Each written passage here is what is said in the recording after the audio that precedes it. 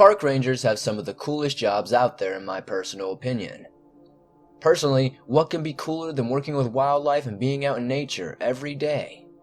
Well, these park rangers apparently have seen some very creepy things. Whether it be coming face to face with dangerous wildlife or coming face to face with something you never knew existed, these park rangers definitely see some creepy things. As most of you probably already know at this point, I am always looking for new stories. So if you have a story you would like to share in a future video, be sure to submit it at swampdweller.net or the email you can find in the description down below. I would love to share your story with everyone here in the swamp. It's stories like yours that keep this channel going. Now, without further ado, let's get into these scary park ranger stories.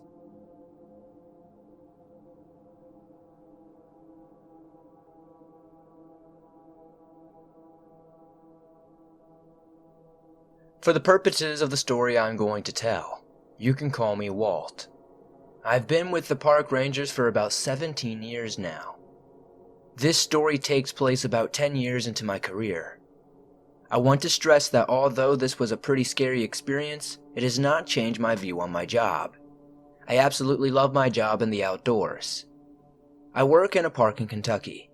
As I'm still working, I'd like to keep my job and identity safe. Mostly though, due to the strange circumstances of my story, I'd rather not have my peers grief me over this or scare anyone away from visiting our beautiful parks up here in Kentucky. Anyway, the park I speak of is a decent size and most of my job is pretty much just normal affairs. There is nothing quite like being out in nature, and there has always been a certain freedom to working in the outdoors with animals roaming. I love my job, and while the events of this story don't take place while on the job, they do take place in a park I work at. We were coming up on the weekend, and being it was gonna be a 3-day weekend for me, I was taking some extra time off to have a little mini vacation, I decided I would spend it camping in the woods around the area. A final important note before I get too much deeper into the story, I've been camping, alone, for most of my life. I know the woods and forests both from camping and from my job. Like the back of my hand, honestly. I don't spook easily and I'm a very level-headed guy.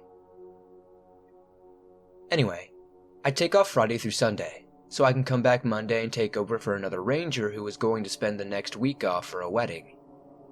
Fast forward to Friday night, I make my way pretty deep into the forest and prepare to set up my camp for the night. This isn't unusual, as knowing the area quite well, I like to keep as far from civilization as possible. The first night goes off without a hitch. I'm able to relax and slowly drift to sleep. The relaxing sounds of nature, a soothing and natural white noise machine of sorts. It was around 4:30 Saturday morning when I woke up to a strange feeling. I'm not sure how to describe this feeling, but the closest I think I can get to is to say I felt panicked. This wasn't anxiety though, as I have no history of such and it isn't something that runs in my family. No, it was a strange and overwhelming need to move from where I was at. It was almost oppressive. I got up and packed my stuff and moved deeper into the woods. The further I got away from the spot, the closer the sun came to rising, the more I felt relaxed. I spent much of Saturday relaxed and had all but forgotten that morning by the time night rolled around again. This was the night I can't explain at all. It was around 7 in the evening, and I had decided I would park it for the night and just chill till I drifted off. I listened to the sounds of nature once again. This lasted for about an hour when suddenly things fell quiet. The eerie sort. I started to get that feeling again. This time, however, I opened my eyes to see something I can't explain. They were lights. I'm not talking from a campfire or anything like that. I was far enough away from civilization, it wouldn't be a normal light source either. There's no light pollution here. These lights weren't super bright. They were actually luminescent and colorful. Many of them had red and blue hues to them. I watched the lights off in the distance for a time before they faded. One of the strangest things about this is when the strange lights faded, the sounds of nature returned, and the feeling of unease was no more. I couldn't sleep after this, so I kinda just sat up and debated heading back. The problem was, that'd take me quite a while, as I was a great deal away from where I parked before venturing into the forest. It wouldn't be safe to travel too far at night, and so I'd figured I'd just try to relax and enjoy the solidarity of the woods. It was about 11 p.m. when I got that uneasy feeling again. Nature fell silent once more, and I saw these lights appear again. This time, they were much closer, and while they still weren't super bright, I was close enough to see that they seemed to materialize out of nowhere. This threw me and made me simultaneously more uneasy and yet somewhat drawn in. What could be making these lights? They were materializing out of thin air, and they weren't coming from the moon or some other source. It seemed as though they didn't have a source, and I was quite perplexed as to their origins, honestly. After 10 to 15 minutes, the lights vanished as quickly as they had appeared, and just like that, I could hear the sounds of nature around me once again. I stayed awake for a time after that, and the last time I looked at my watch was 2 a.m. This was also the last time I saw the lights. See, the thing is, I'd moved deeper into the forest after the second sighting and settled down again at about 1 a.m, and an hour later I saw these lights again. Everything had fallen silent and they appeared in the distance. This was when I looked at my watch and saw that it was 2 a.m. That was about all the time I had to do anything though, as the lights quickly made their way toward me. I freaked out, and I was about to get up and run when they enveloped me. The strangest thing about it is, I don't remember anything after that. I awoke the next morning at about 9 a.m. in my truck. It is very important that you understand I don't drink, I don't do drugs, I have no mental condition to speak of. The strange events of what happened are very real, and to this day I will never forget them. I can't explain how I lost 7 hours or even more, strangely how I wound up miles away from where I had even been. I don't remember passing out, and I have no idea what happened after the light reached me. I have no explanation for the lights. I'm still perplexed to this day. If you have even the slightest idea of what I may have seen, I'm all ears. It was easily the strangest thing I've experienced in my lifetime, and I'm thankful that I'll never experience anything like it again. Hopefully. One final thing to note though, is there didn't appear to be any sort of ship or flying object to these lights, so I don't think it was a UFO in the traditional sense, which I'm guessing is likely to be what most people will think of. Also, I've been camping out in the same area since and have never seen those lights again.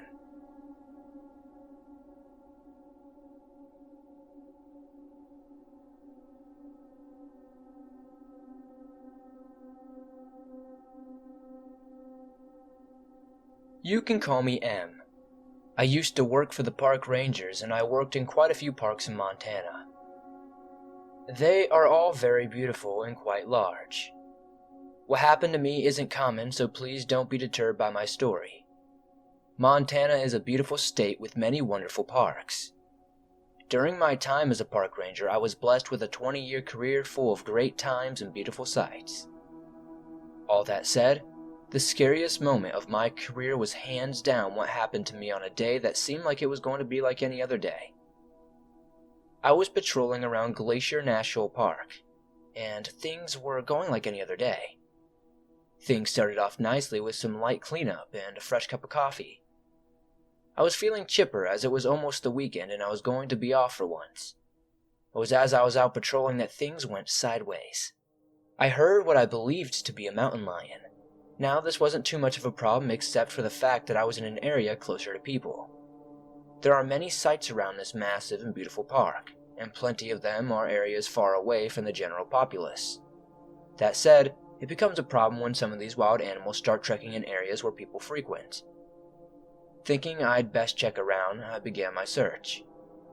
We love and respect wildlife, but we also respect the safety of people in and around the parks we patrol. The best case scenario for all is to be able to avoid injury to both wildlife and people. I took pride in my job, obviously, and part of the pride came with keeping the area livable for both nature and humans. Anyway, as I continued my search, I eventually did find mountain lion tracks. It had taken a while, but it was still too close for comfort to the area. I radioed in that there was possibly a mountain lion in the area, and told them where I was at before continuing my search. I kept at my search, checking in from time to time until I was far enough away from people to feel comfortable that the mountain lion wasn't too close anymore. I hadn't found the animal yet, and the tracks had ended, as I got into a more grassy area. Cautious but still comfortable in the fact that the animal was now sufficiently away from people, I radioed in to keep an eye out, but that I believed the animal had wandered farther away. I searched for a bit longer just to be sure before I finally decided I'd searched enough. Lunchtime was approaching fast, and I felt very hungry after all my walking. I decided to turn back and head back to the station when out of nowhere I felt something hit me from behind and claw me in the back. I fell over and tried to scramble for my gun. I turned in time to get hit again and lost my weapon before jumping and running. I was going to try to radio in when I realized my radio had broken when I was knocked to the ground. It was at this point I found myself in panic, but as my senses came back to me again, I remembered that in the case of most mountain lion sightings, you should stand your ground and make yourself seem a threat. I thought to myself, how well and good that concept is except for when one attacks you out of nowhere. I was standing now and surveying my surroundings. I could tell I was bleeding somewhat, but it seemed as though my injuries weren't deep, from what I could tell from it being on my back. Guessing I had been grazed more than anything, and the brunt of the attack had more from the surprise and also shoved to the ground, I looked around closely.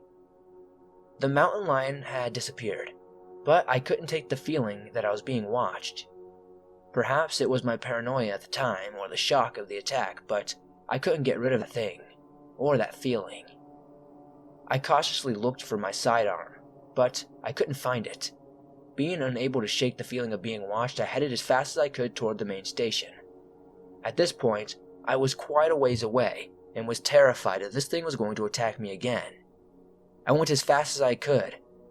Move, my back still burning with pain from the initial attack.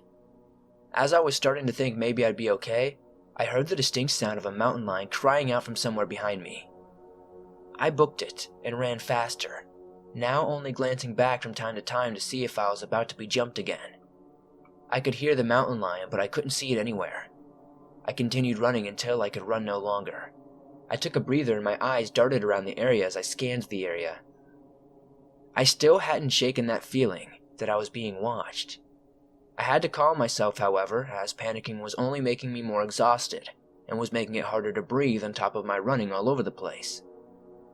I had just about gotten my breath back when I saw the mountain lion slowly stalk out. It looked ready to pounce again, and I felt myself starting to panic. I knew I had to keep my wits about me though, and this time, being the mountain lion wasn't blindsiding me, I tried to stand my ground. I gave the deepest glare I could give and puffed myself up before letting out the loudest shout I could muster. The mountain lion seemed like it was mulling its options over, and in the longest probably few seconds that it felt like an eternity, I stared this thing down. Holding my breath and on edge, I watched as the mountain lion let out a short roar before turning and slowly stalking away. The moment the thing was out of sight, I felt myself uncontrollably shaking. I was more scared than I've ever been in my life, and I felt weak from panic. I knew I couldn't stick around, however, and so I turned and tried to go as fast as my shaking legs would take me. I eventually made it back to the station, and it was then I was treated and gave my report about what had happened. As it turned out, I was right about my wounds. They weren't life-threatening or deep. The bulk of the pain came from bruising caused both times I was hit by the mountain lion. The panic and trauma stuck with me for the longest time, and I was given a few weeks off to recollect myself.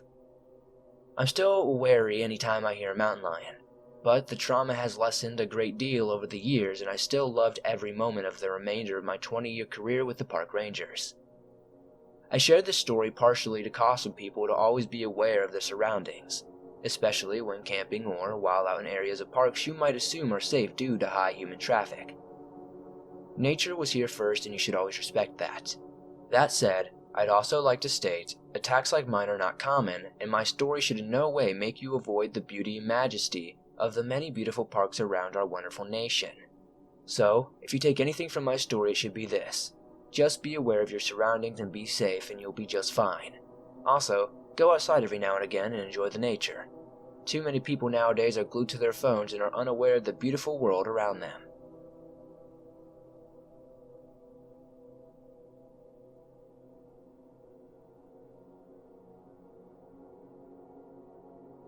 I'd like to start my story by saying I will not be using my real name. You can call me Tally. I've been working as a park ranger for about 10 years now. My story takes place in an area that has been featured on television quite a few times and is known for certain legends and hauntings. That place is Great Smoky Mountains National Park. One of the legends around here is about a witch called Spearfinger, who would disguise herself as an older woman and snatch up children, eventually cutting out their lives with her obsidian stone finger, hence the name Spearfinger. My story isn't about a witch though, and it isn't a legend. My story begins at the start of a shift one day in August of 2013. I was doing a trash check and general cleanup run just after clocking in. The air was cool, probably around the mid-60s, and things were fairly relaxed. I could hear the sounds of nature, and off in the distance, I could hear hikers wandering on one of our trails. It was around this time I noticed quite a bit of trash piled up on top of a small hill. I headed up and found what looked like a camp. It was clearly no longer in use, and whoever had been here had left it trashed. It was basically just an old, tattered sleeping bag and a bunch of beer bottles. It looked like it was probably either a very messy camper or a homeless person. The park is a 24/7, 365-day-a-year park, so it isn't unusual to find someone out here who may be homeless from time to time. Anyway, as I'm cleaning up, I catch something out of the corner of my eye. I look up to see a little girl. She is blonde, has blue eyes, and looks as real to me as someone might look standing next to you. Finding it odd that a little girl was out here wandering the park alone, I call out to her, asking her if she's okay. She doesn't say anything, and so I asked her if her parents are nearby. She stares at me for a moment, and then turns and walks away just out of sight. I stop everything and head toward the area I just saw her. It is when I head over there that I see her wandering near a group of trees. The girl seems to be humming and dancing in the middle of the trees. I call out to her again, and she doesn't seem responsive. Confused, I head down to her, but as I get closer, she ran and sprinted deeper into the forest. Beginning to worry, I follow her. As I reached where I believed she would be, I found nothing. I then heard humming and looked up to see this little girl again. Strangely, she was once again on the horizon, so to speak. I didn't want to scare her, and asked her again what she was doing out here all alone.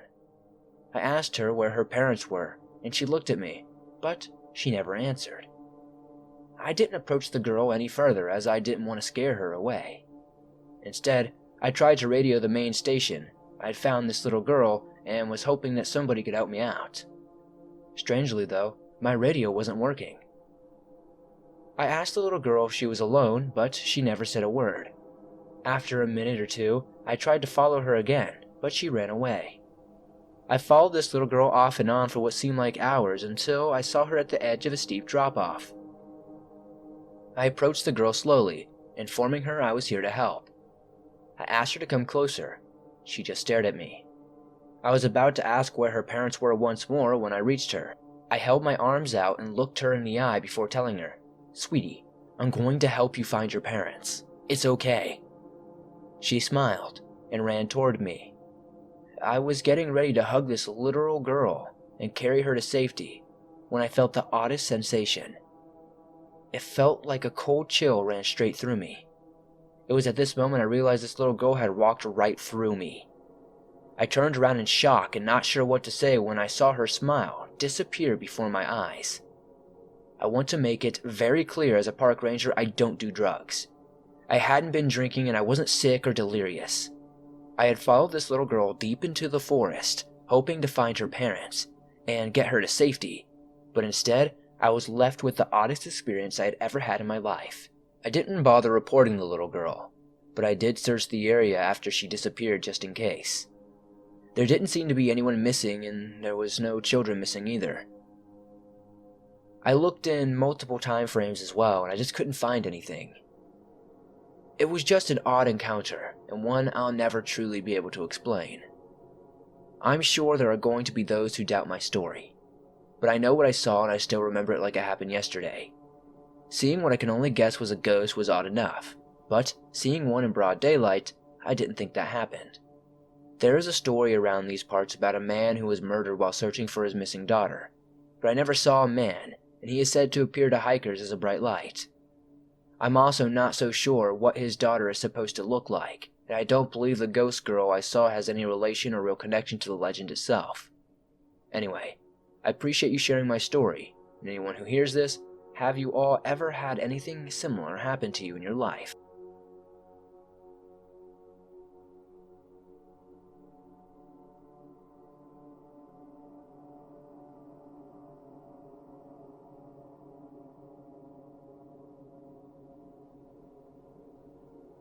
I'm a park ranger who has been with park services at Rocky Mountain National Park for most of my adult life.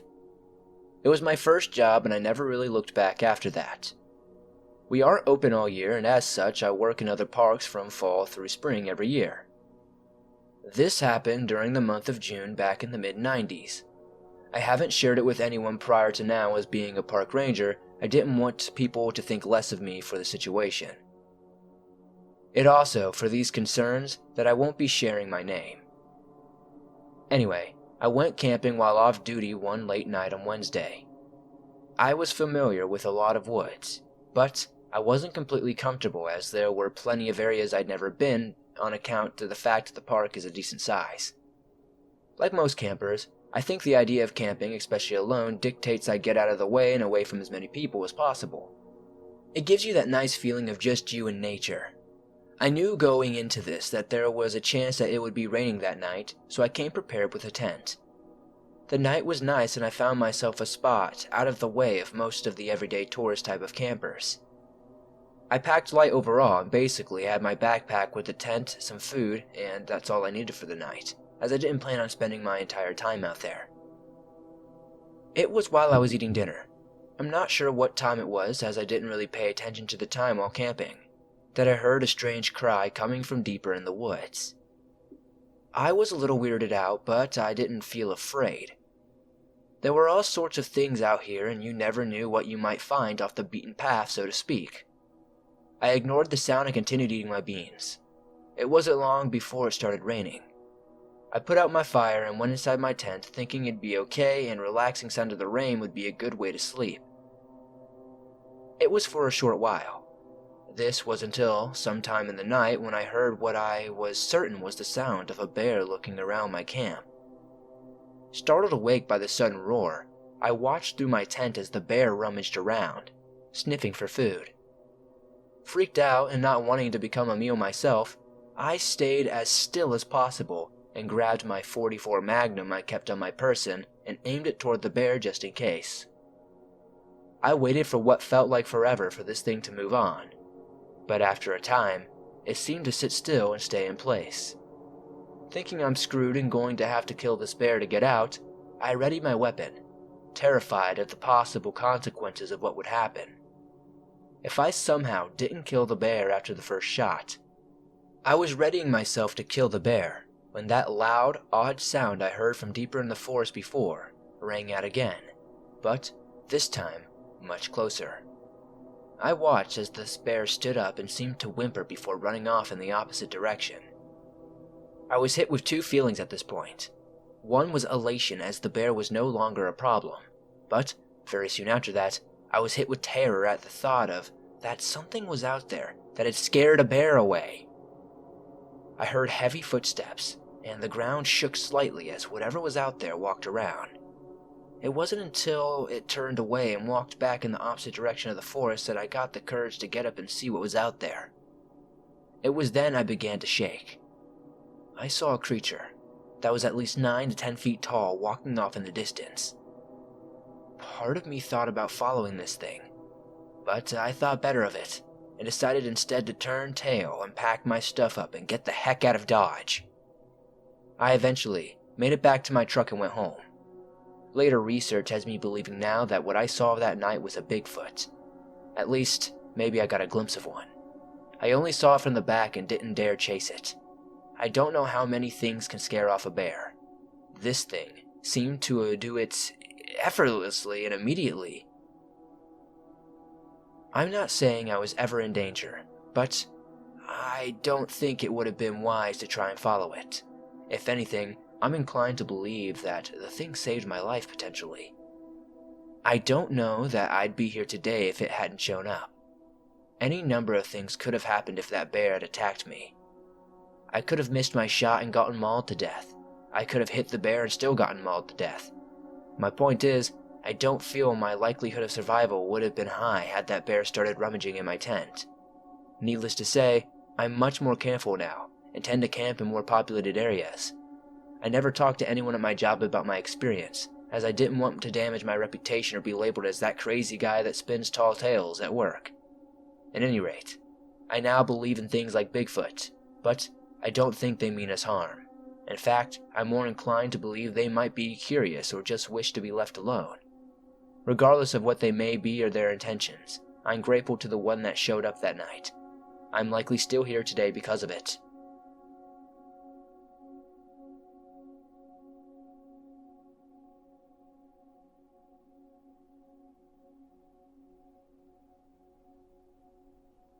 A little background information. I'm 35 now, but at the time of my story I was 28 and I was going through a tough time in my life. I was going through a divorce and in a custody battle for my kid. I worked in Saguaro National Park, and when the following events happened, I was almost through my shift and was getting ready to head home when I heard something crying. The crying sounded like a dog, and being the animal lover I am, I didn't have it in me just to ignore the howling. The howling seemed to be coming off in the distance. Out here it gets very hot very quickly, and it is always wise to have plenty of water on hand. Seeing as the crying was coming from off the path and in a more deserted area, I grabbed my water bottle and headed off in that direction. Every time I thought I was about to find the dog, I realized the howling was coming from further away. My first thought was the dog must be moving. It didn't seem too far-fetched, but then I thought if it was moving while hurting, how fast could it really be going? Eventually, I did find the dog. At this point, I had been searching for far longer than I had intended, and while looking around, I realized I had lost my way a bit. Trying to focus on the dog for the moment, I examined it closely. It appeared dehydrated, and it didn't seem well fed. This dog looked to be domesticated, and that's when it hit me that someone must have dumped their dog out here. I was livid at the realization, and as I examined the dog more closely, I noticed it was barely breathing.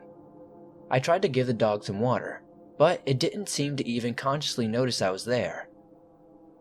I was getting hot at this point and drank a little water myself, as I had to conserve some, since I had also drank a fair bit while searching for the dog. I decided I would see if I could do anything about getting myself and the dog back to safety. I carefully carried the dog and headed back to the direction I'd come from. I used what was left of the sun to guide myself back the way I came. I walked for what felt like hours and realized after time that I wasn't entirely sure I'd gone back the right way. Alone with a dog likely close to death and running low on water, I decided to push on anyway. My hope was that I was just tired and it was making me walk more slowly and making the trip seem longer. My hope was that I was on the right path. As I continued to carry the dog, I noticed someone had music in the distance. It sounded like drums and chanting. I can't explain why, but at the time something told me that I should head the direction of the music. The music was a bit off in the direction as I was heading, but my thought at the time was that there was music, there was likely civilization, so even if I had somehow gotten turned around, I could at least be sure I was heading towards some sort of safety. After much walking, I heard a whimper from the dog. I wanted to set the poor thing down, but I was running out of water and wasn't sure if the dog would have a chance if I didn't keep going. I ultimately decided to try to give the dog the last of my water. It didn't seem to want to drink, so I tried to spread what I could all over its fur. I was honestly running out of options at this point and wasn't sure of myself for what I should do if I was lost much longer. It was then I noticed the music had become louder. I followed this music further, and as I did, it grew louder and more forceful in its pacing. Eventually, I was sure that I'd find someone over the horizon as the music was getting very loud. I was sure at this point I wasn't just delirious, as I was hearing this music clearly as someone who might be listening to music in a car would. After what seemed an agonizingly unending amount of walking, I reached the horizon and crested over a small hill. It was then the music stopped.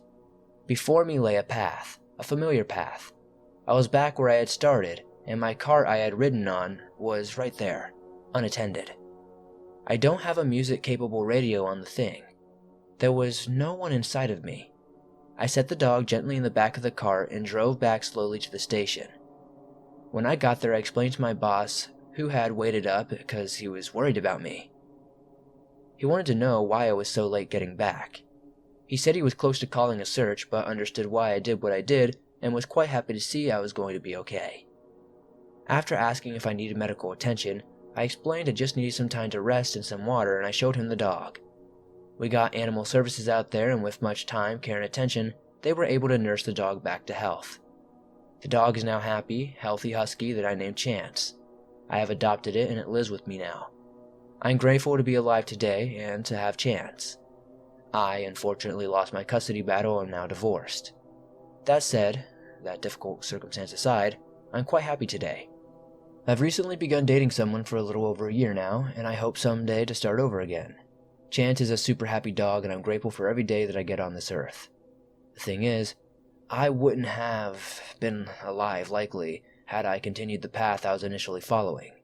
I'm not sure where the music I was hearing came from or why it stopped the moment I found my way back, but I am grateful because of this mysterious sound. I was able to find my way back. Has anyone ever had something like this happen to them? I am seriously curious, as I don't know how to explain it, and it still is a mystery to me today. Perhaps I got so delusional from the heat and just got lucky. I'm not saying that's not a possibility, but it all sounded so real to me. I have no real explanation for it to this day. Still, I'm quite sure I'm alive because of it.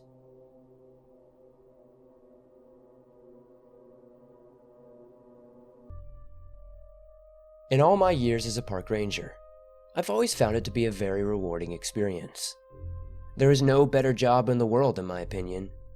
That said, there's a darkness to this job too. Sometimes, people will use our lovely national parks as their last stop.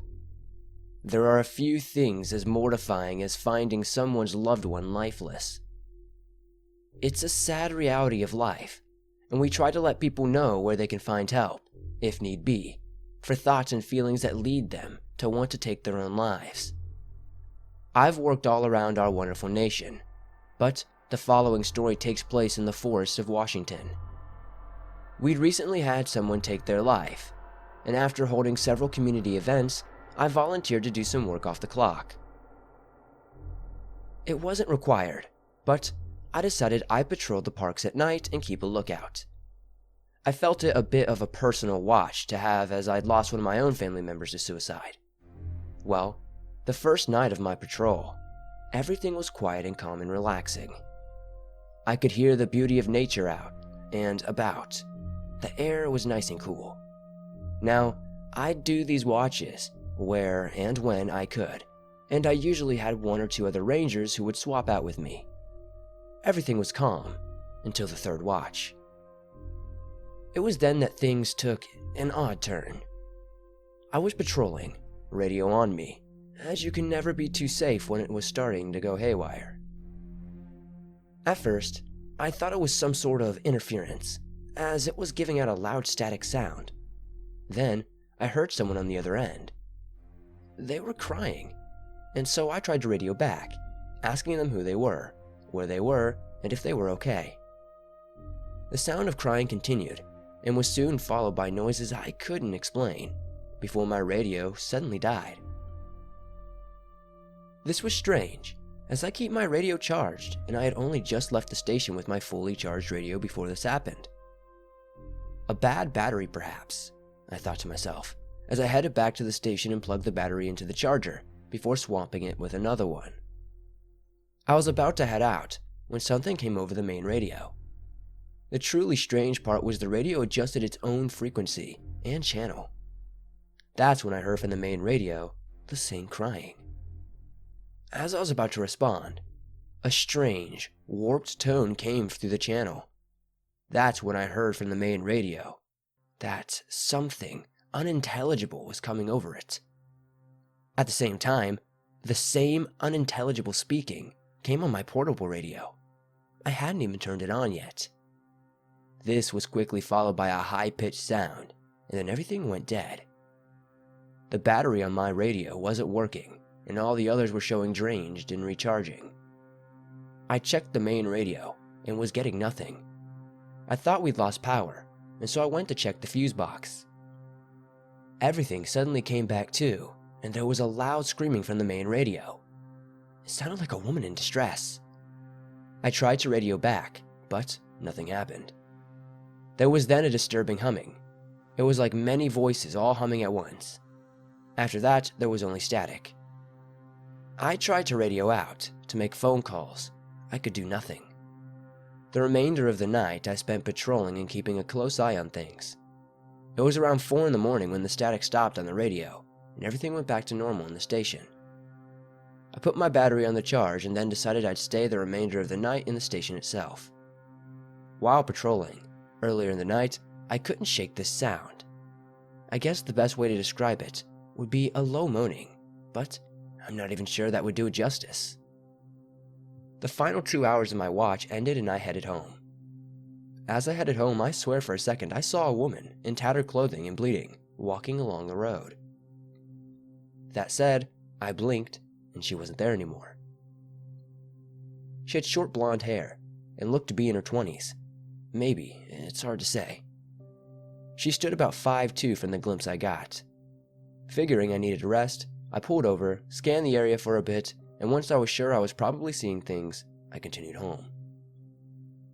I went to sleep and didn't wake up again until 4 in the evening. I didn't dream, I didn't do anything. I enjoyed the rest of my time off, and my next watch wasn't until the following weekend, as I did my watch on one of my off days. I was approached by another one of our rangers who informed me she had experienced some odd things the night before. She claimed she had been hearing voices and she thought she saw someone on a tree branch leap and hang themselves. She then mentioned that she fell back in shock and then the woman disappeared before her very eyes. She was unnerved by this, but she wanted to know if she had been the only person to notice odd things on watch. We spoke for a brief bit, and after our discussion, she calmed down and, much like myself, chalked it up to sleep deprivation, and probably something like that. The night of my 4th watch was where things got eerie, to say the least. I heard some odd voice constantly speaking in a warped tone while patrolling. My battery died, and yet I could still hear this odd warped tone. It didn't take me long to figure out that it wasn't coming from the radio anymore. I could hear it coming from within the forest itself. I slowly walked toward the sound until I was positive what I was hearing was just beyond the tree I stood at. I slowly turned the corner and saw a young man, who looked to be in his maybe 19 or 20s, bleeding on the forest floor, a knife in his throat. Shocked, I went over to help him. As I reached for the man, my hand went through his arm before he faded and the noise stopped. There was no longer a knife or anything. I heard a scream in the distance that caught my attention, and I quickly shot up, replacing my dead battery with a backup battery for my radio as I did. The crying sparked to life over my radio again. I then thought I heard someone running behind me. I turned around and then heard someone running again, once again behind me. I turned back to where I had previously been, and there was a light giggling. This soon faded, and I headed in the direction of the screaming. I wasn't sure what to think, as I wasn't sure I could explain away the strange happenings as sleep deprivation anymore. I'd become acclimated to my schedule of being up all night once a week. The things I was seeing and hearing were becoming more intense, and there was also the fact that some of the other rangers were also experiencing odd happenings while on watch. I heard another distant scream. It was very distinct. I continued heading in the direction of the sound, and as I did, it got louder. Every time I was sure I'd finally caught up to the sound, it got softer and more distant again. This continued for a while, before I reached a clearing and it stopped. All was silent now, save for the sobs of whoever was coming over the radio. I've never had a more eerie feeling in my life. I felt like I was being watched. The crying over the radio cut out, and I was left with the sound of silence. This didn't last long before I heard a strange chanting, would be the best way I can put it. I'm sorry if the descriptions seem off. It's truly difficult to put into words the things I heard. They were like audible anomalies. Turning the corner, I fell back in shock at the sight of several bodies hanging, motionless in the trees. The odd chanting continued as I stood up and walked through the bodies. When I put my flashlight upon them, they seemed translucent. I heard a loud scream and everything went quiet. The bodies hung as I heard something behind me. I turned only to see the rustling in the bushes and nothing more. I looked back up and the bodies were gone. This didn't make sense at all, and it was only now I had a chance to realize I was shaking and it was quite cold out. I decided to look around, but I found nothing else and there was no one in sight. No odd hallucinations or audible cries. Nothing. I looked at my watch and I realized it was 4 a.m, on the dot. I headed back to the station and was able to reach the station by about 5. I brewed some coffee and waited for the final hour of my watch to end. Once the other rangers began filing in, I left immediately. I would have discussed what I had seen or heard, but I was tired and confused. I didn't take long to go home. I pretty much raced there. There was no one on the road this time. I ate some breakfast and then crashed after getting home. I dreamt of the things I had seen. Most were unexplainable, and I awoke to the sound of a scream that I wasn't sure was real or still part of my dream. If you've ever been dreaming and you are half awake, you'll know what I mean. Sometimes, the last things in a dream will still resonate in the mind, as though they were happening in real life. I got up slowly and looked out my window. I then checked the time and realized it was 6 p.m.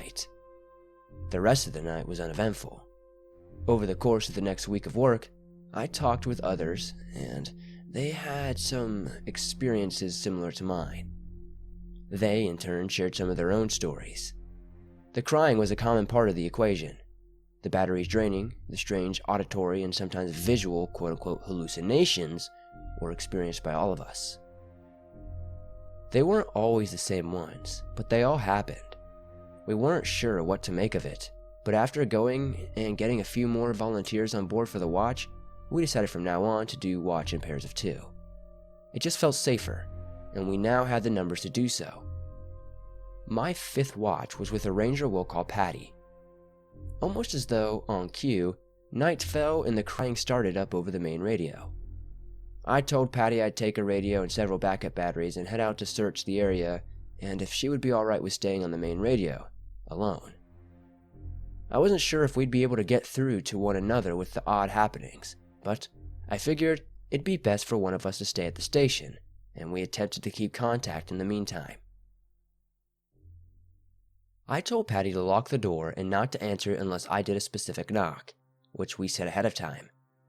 It was going to be a simple 4-knock system, but the timing and pattern were such that it'd be distinguishable from a normal knock of which we shouldn't have gotten anyway at night. I soon headed out and searched the woods again. As I walked, I felt a chill in the air. It was a deeper chill than a simple fall air. No. It felt like a cold that followed me specifically. I grabbed my radio and asked Patty if she could hear me. She chimed through immediately with a loud and clear. As I was telling her thank you, and I was just testing the radio, I saw a shadow out of the corner of my eye. I turned and looked, but when the shadow was once again in my peripheral view, I scanned the area with my flashlight when I heard the crying again. I tried to radio Patty through it, but I just got more crying. Figures, I thought to myself. I went ahead and continued wandering the forest until it happened upon a woman. She looked almost blue in color. She wore a black hoodie, stood about 5'10", and looked like she was bleeding. She spoke to me, and I tried to record her as she spoke.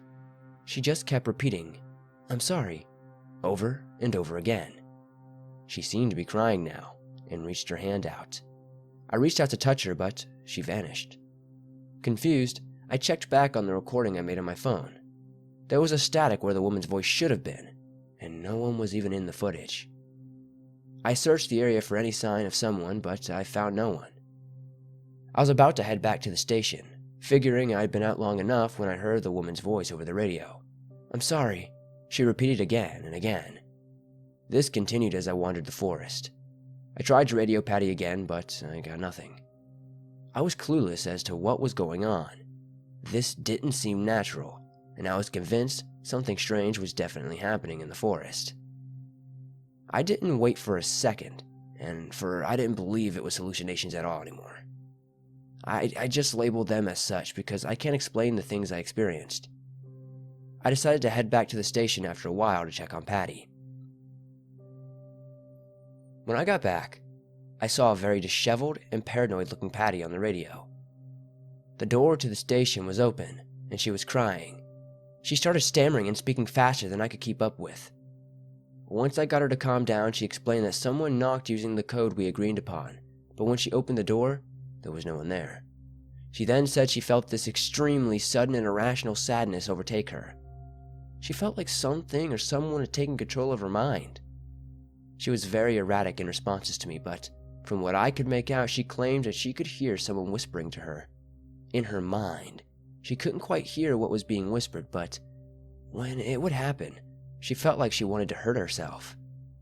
It was then that she showed me her arm. She had cut it. She said she didn't understand how or why, and she didn't remember doing it. I told her I'd spend the rest of the night in the station with her, and we'd dress her wound, and I'd follow her home to make sure she got home safely in the morning. I then gave her the next week off. I checked in with her frequently, and she said that she'll be fine, and she felt fine and things seemed alright again. She claimed she couldn't hear the whispering, and that she'd be back at work on Monday. I told her she didn't need to do watch anymore, and we'd already gotten someone else to volunteer. She seemed relieved at this, and shortly after hanging up, I began my 6th watch. I chose to do this one alone. I didn't want to chance anyone else winding up in a situation like Patty. The 6th watch was something disturbing. I kept to the station for this watch, but that didn't lessen the odd things happening. I listened to the main radio as it switched from static to strange things I couldn't understand. At this point, I had become somewhat used to the odd happenings around the park and station, so, unless I felt like my life was threatened, I wasn't easily startled by what I saw or heard. This was until I heard a familiar voice coming over the radio. It was someone apologizing, much like the woman I had heard previously, but then it'd loop and play various versions of what I'd best describe as someone killing themselves. The first time it ended in the sound of a gun going off before it looped again with, "I'm sorry." The second time it was drowning. The third time it was choking, like someone was being hanged. The fourth had the sound of a car wreck. Then it stopped and went back to static. The most disturbing part of these messages is that the voice was Patty's. I called her at that moment, and she picked up groggily, reassuring me she was fine. I talked to her for about an hour, and she assured me she felt fine and was ready to return to work still on Monday. I apologized for calling her so late, and she seemed perfectly fine with it given the nature of the odd happenings around the station. After I hung up, I heard 4 knocks at the door. It was the coded knocks Patty and I agreed on last watch. I knew there was no way Patty was at the door, as I had just gotten off the phone with her, and she was likely going back to sleep. I mustered up all the courage I had and asked who was there in a commanding voice, as that's all I could do. There was no response at first, just silence, then 4 more knocks. "Stop screwing around! Who's there?" I shouted. "I'm sorry." That was the response I got. Once again, it was Patty's voice. I didn't want to bother her again, but I did open the door to check outside. No one was there. Unnerved, the rest of the night went by in silence. The radio didn't seem to give off any odd sounds or anything. There were some strange sounds outside, but nothing I couldn't write off as an animal of some kind. I looked at my watch, and it was 4 a.m. I made some coffee and waited for my watch to end. At 6, I headed home, and as I drove, I saw something peculiar. It was the blonde woman from a few watches back, wandering the side of the road, bloodied and in tattered clothing. I slowed the vehicle down and watched, but as the sun rose further, she seemed to fade. I shook this off as something just weird and drove over to Patty's. I wanted to check on her one final time to make sure she was okay. She seemed happy to see me and asked me how the watch went. I told her I was just checking in, and we had some coffee before I told her I'd see her Monday, and I went home. I crashed. The next week of work, was perfectly normal work-wise. Patty was back and seemed in high spirits again. Those on watch got together and discussed how their watches had gone over lunch. Apparently things had toned down over the course of the watch. Most reported they'd noticed no odd happenings at all. Things seemed to be normal again. We were only going to do the watch, as we dubbed it, for a few weeks till things seemed normal anyway. That weekend, I was going to do the 7th and final watch with all involved together, the exception being Patty for obvious reasons. The 7th watch came and went completely uneventfully. There were no odd happenings over the radio, and nothing was off. Nobody saw anything in the station or in the woods. Everything was actually kind of fun with the whole group being together. On the way home, I saw the blonde woman and stopped my truck and asked if she was okay. She looked at me and waved before disappearing. I wasn't sure what to make of this. The thought occurred to me that maybe she was a ghost. I thought this jokingly, and all seemed well until Sunday morning. A day or so after the final watch that I got a phone call letting me know Patty was found dead in her home of an apparent painkiller overdose. The only thing police found that would give any reason at all as to why that she did what she did was a note that read, "I'm sorry." I and our entire community was shaken by Patty's passing. We scrounged together a fund to pay for her funeral so her family wouldn't have to. We also started a community outreach program through our service to help those who are having suicidal thoughts or simply need help. I don't know how to explain the odd happenings on the watch, but it pains me to realize we lost one of our own to something as horrific as a suicide. We still do the watch, but not as often. I have heard strange things since, but nothing to the level of the initial watches. I haven't seen the blonde woman on the road since Patty's passing.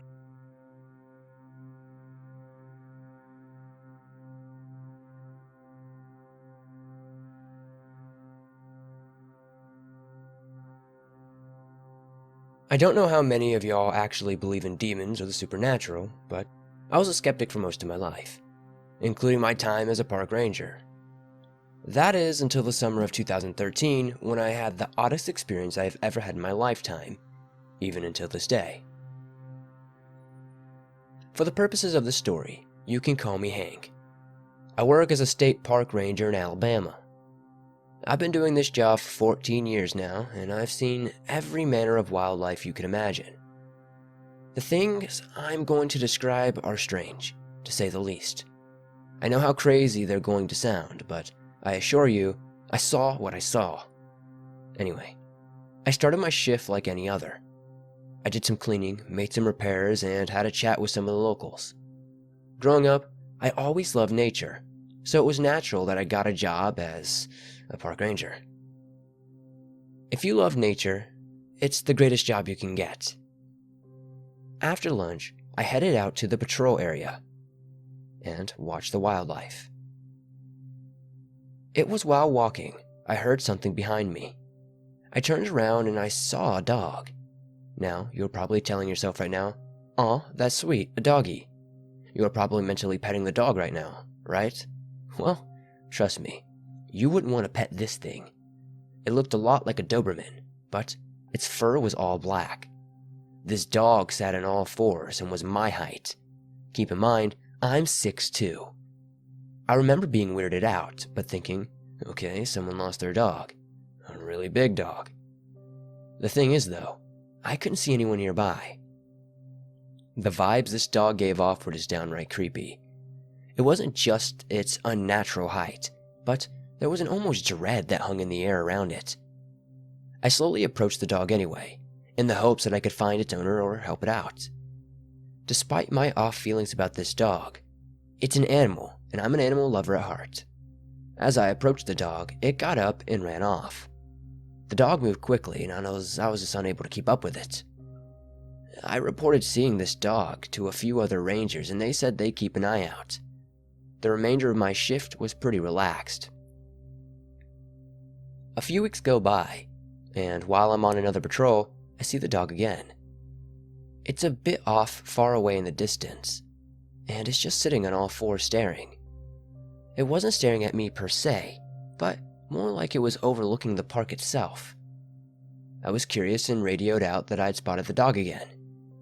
The second I radioed, this dog looked in my direction. I'm not talking it quickly turned its head and looked at me.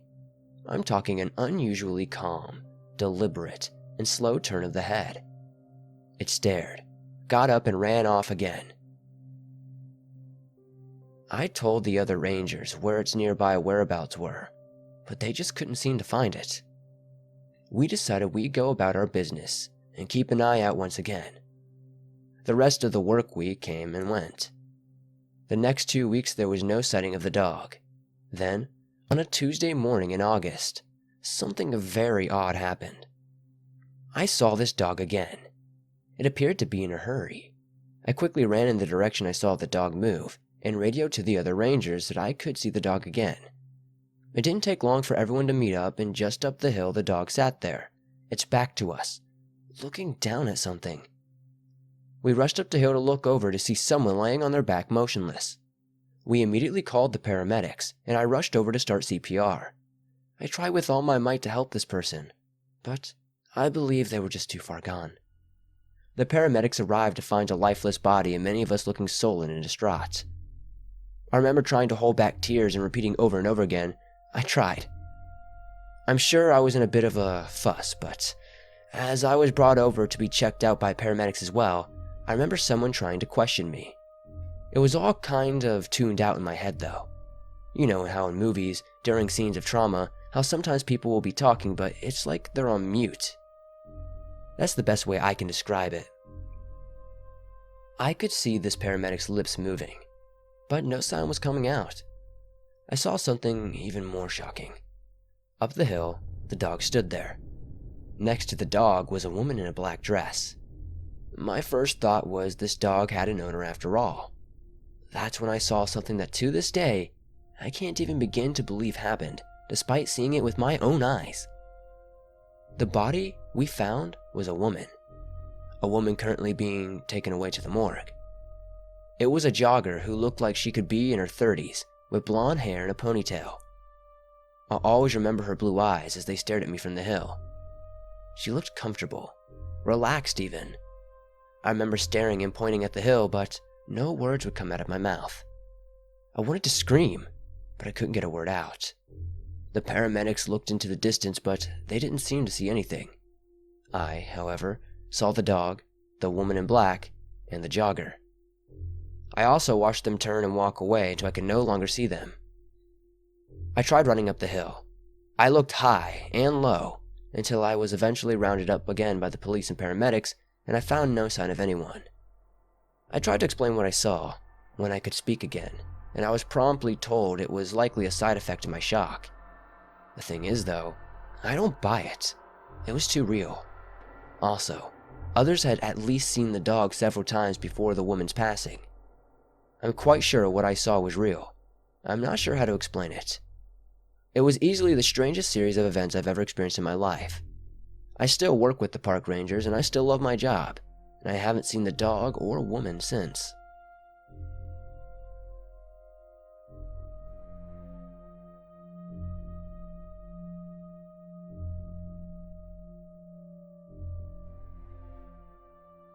I'm going to call myself DeMarcus as I don't want to use my real name for this story. I was with the park rangers in Minnesota for roughly 25 years. I've seen all manners of things on the job, many odd things and many downright strange things. The story I'm about to share with you happened in 1996. This was roughly 2 years into being a park ranger for me. I'm sharing this because it was the first really odd thing I'd experienced in my career and one of the downright strangest. On a cold day in December, I saw what I can only describe as a UFO. I'm not saying it was a full-on aliens type UFO, but something in the sky I couldn't describe. The thing had 13 lights that shined bright even in the day. They hovered in the distance and flew in unison. Just as quickly as they were there, they were suddenly gone. It was strange, but it got stranger as time went on. A few days later, someone came to our station, asking if we'd seen their son. They said he was supposed to be hiking around the area a few days prior. The day he was hiking was the same day we saw the lights. My first thought was maybe he had just gotten lost or even left and just hadn't contacted his mother. That would have likely continued to be my thought had I not stumbled upon a man matching the guy's description standing naked in the park later that night. I got the man a blanket, and while waiting for the police to arrive, I asked him if he was okay. He seemed in shock and a bit confused, which I initially thought was because he was out in the cold, naked. That said, when paramedics got there and took his temperature, he had a normal temperature. This was strange, but was even stranger was that the man had been out there for at least 4 hours when I found him. He should have been dead or at the very least freezing. During my brief conversation with the man, he kept rambling about the lights being so bright. It's all I could get out of him before the police got there with the paramedics and first responders. After the man was taken away, I never heard what happened to him after that. I looked in the paper to see if there was any mention of this situation on the news, but there was nothing. In fact, no matter how much I asked about it or searched for answers, it was as though it never happened. I talked to some of the crew about everything as well, and they seemed to think the lights were just an optical illusion and that they didn't really seem interested in discussing the matter further, so I dropped it. Near Christmas time, while working a bit past my shift doing some cleanup after clocking out, I saw the lights again. However, they were large, bright, and seemed to fly in unison. I was alone that night, and it gets dark early on the account of winter. I watched the lights for some time until they seemed to blink out of existence. It was almost like a light bulb flicker and then dying. That's what happened just before they vanished altogether. I searched the news the next day and saw nothing about these lights. I asked some coworkers of mine about them, but they didn't seem to notice anything strange the previous night while at home. Nothing happened the remainder of the year, and I eventually dropped the conversation of the lights completely. 3 years later in January, I saw the lights again, and I was positive it was them. Again, they eventually vanished. That was strange, but what was stranger was on my way home when a naked man was wandering the road. I asked him if he was okay and needed help. Strangely, he ignored me. He was muttering about the lights just as the other man had done for years prior. I called 911, and they got him to safety. Once again, once it was all over, I could find nothing about it anywhere. I was weirded out, but there was nothing I could do, so I went on about my life. I was eventually able to stop thinking about it in 2002, during the summer, when I was camping. It was about 2 in the morning when I awoke to a bright light outside my tent. I thought it was strange, so I looked out, gun in hand, and realized it was the lights again.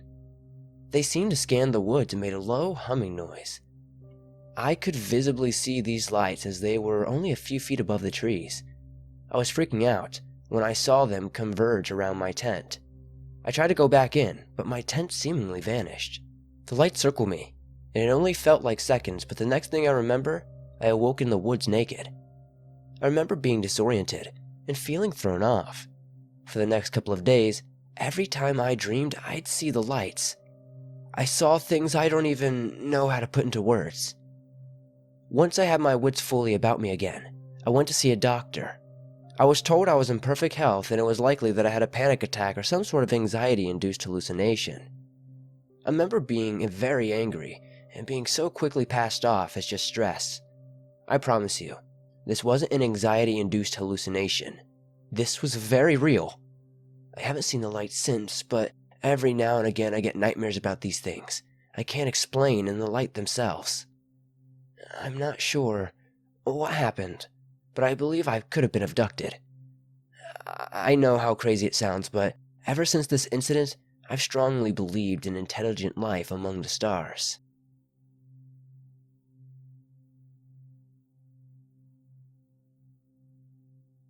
I wouldn't call my story scary, and it's rather short. I would call it odder than anything. I've been with the park rangers in New York for about 5 years now. It's a great job and I love it. Every morning, however, shortly after I clock in, I usually see an older woman walking the trails, and she always smiles at me and waves. I usually speak with her while I do my rounds. I'm going to call her Doreen. Doreen is a sweet woman who brightens my day, that of anyone who works here. She's always so talkative and kind. To be honest, the world needs more people in it like Doreen. To give you an idea of how kind of a soul she was, this lady would bake bread and hand it to the homeless people and talk with them. I saw her help a dog out of a hole, and she's just got an all-around bright aura about her.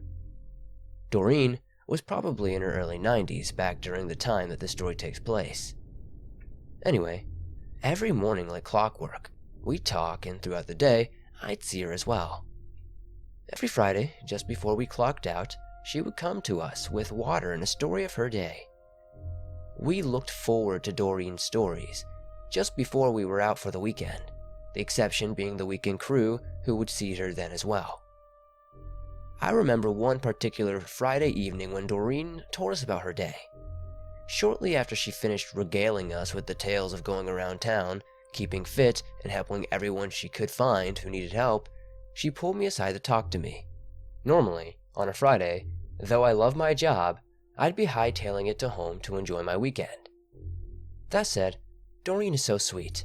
I decided to talk to her a bit, and besides, I had plenty of weekend left and wasn't in a hurry, so I clocked out and talked to her. Doreen seemed different on this day. She didn't quite seem as cheerful and seemed more worried. She told me that I needed to make sure her dog was taken care of after she passed away. She said she wanted to make arrangements for me to take care of her if that was okay. I told her it was fine and I could use a friend for my long nights alone. I also jokingly said I felt that she had plenty of years left in her as she was healthy. Doreen smiled and told me that she's felt she'd been hitting the road sooner than later. I asked if something was wrong, and she then proceeded to tell me about a man she sometimes saw around her home and in her dreams at night. She said she'd been seeing the man around for years, and she believed he would be taking her on a road real soon. I made a joke about how at least she would have to make some travel arrangements, at which point she smiled and laughed at the joke before telling me she was going to miss us all. I tried to keep things light and laughed with her, explaining that I had to go, but I'd see her Monday morning. She smiled and said, "I don't believe so. I'm going to be hitting the road Sunday night." I wasn't sure what to say, but since she smiled, I simply smiled and waved at her goodbye.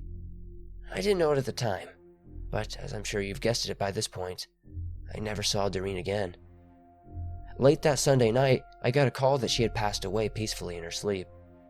She had left her dog to me in her will, which I gladly accepted, and she also left a fairly ample donation to our park services and several homeless shelters, with what was left of what she had in her bank account. We all miss Doreen greatly, but we feel more blessed that we got to know her in the time she had left on this earth. It also brings about a certain sense of peace to know she had a fair idea she wasn't going to be around, and when she passed, it was peaceful and painlessly.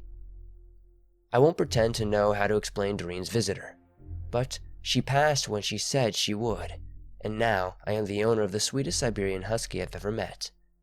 Wherever you are, Doreen, I just wanted to tell you that you had an amazing impact on all of us, and we love and miss you.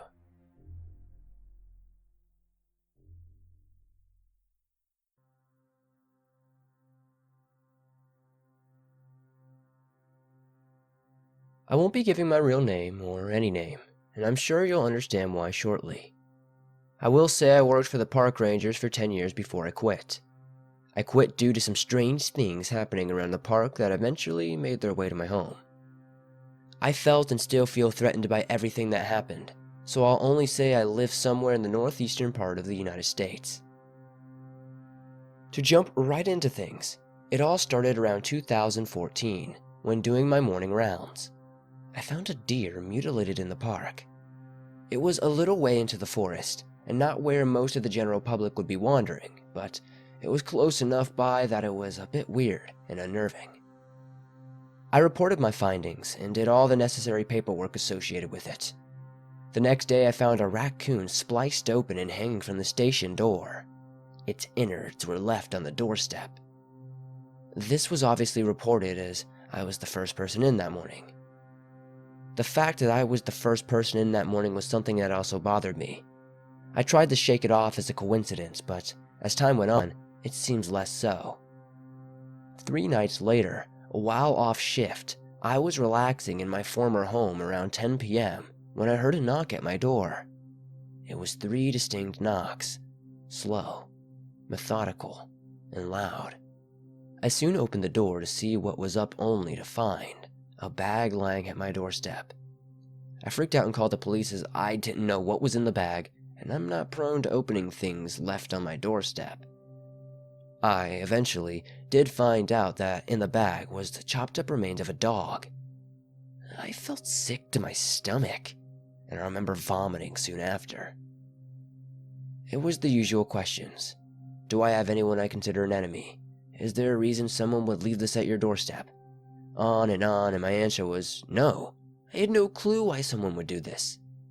The police said they'd file a report and agreed to watch my place for the next couple of nights. They also gave me the number of the detective who would be working my case in the event something else came up. Something else did come up, but it wasn't at home. It was at work, in my locker. My next shift, I found a note.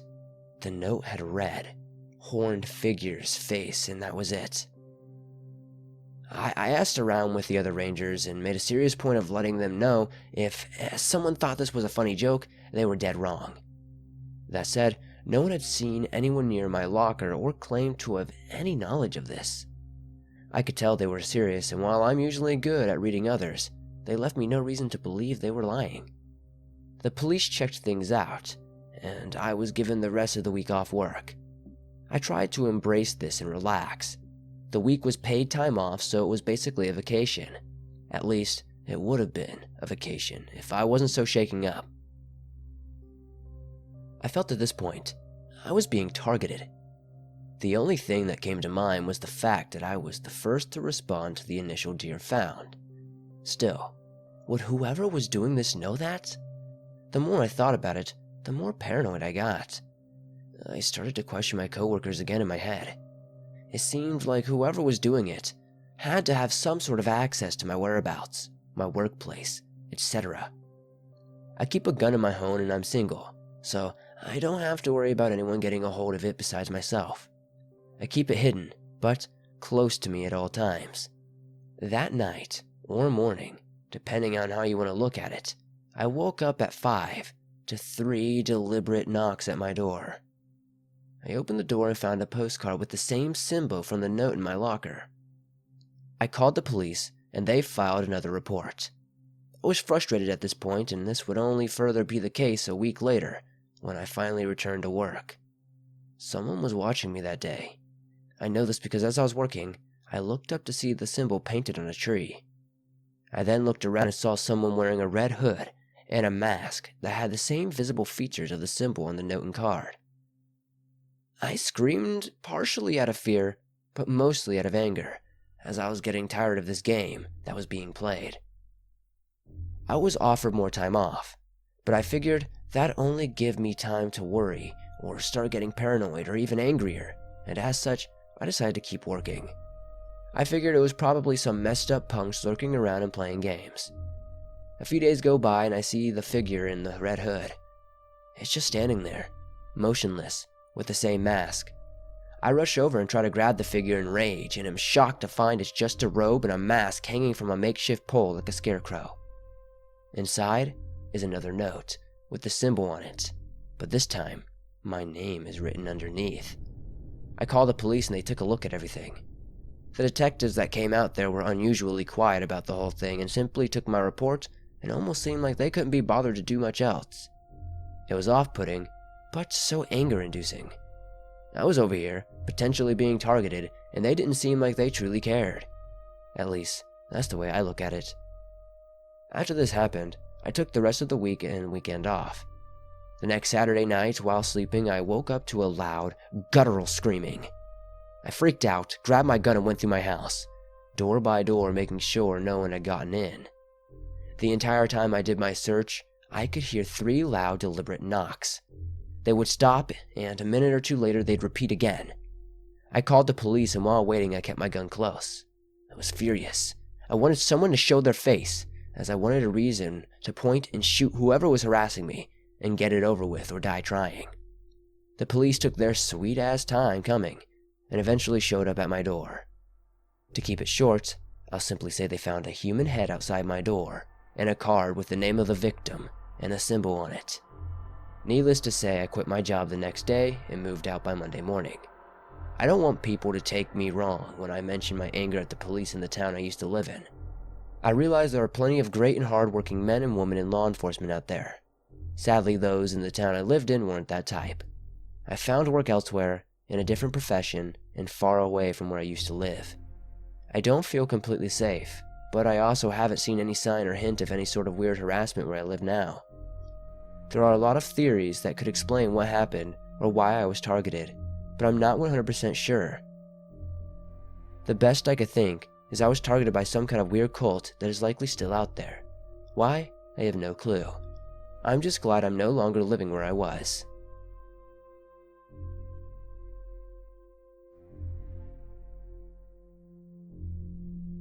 Thanks for listening to these truly odd and strange park ranger stories.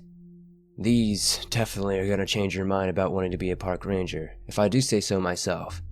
But maybe not, there are some strong-willed people out there. Once again, as always, thanks for watching this video, it means a ton. If you like these stories, please hit that like button as it really does help the channel reach more people. If you're new, why not subscribe and turn on notifications to never miss a new video, as I upload them almost every single day on all things natural and supernatural. If you have a story you would like to share in a future episode, whether it's a park ranger story or something else, be sure to submit it at swampdweller.net or the email you can find in the description down below. I would love to share your story with everyone here in the swamp. It's stories like yours that keep this channel going. If you guys aren't aware, I have podcasts on iTunes, Spotify, and pretty much every other major podcast platform. So if you want to download Swamp Dweller Scary Stories, hear stories you won't hear on the channel, and just have more Swamp Dweller in your life, definitely go check those out. If you made it to the very end of the video, let's confuse everybody in the comments by saying young cactus. To confuse everybody, why not? I'll see you guys soon with another creepy video.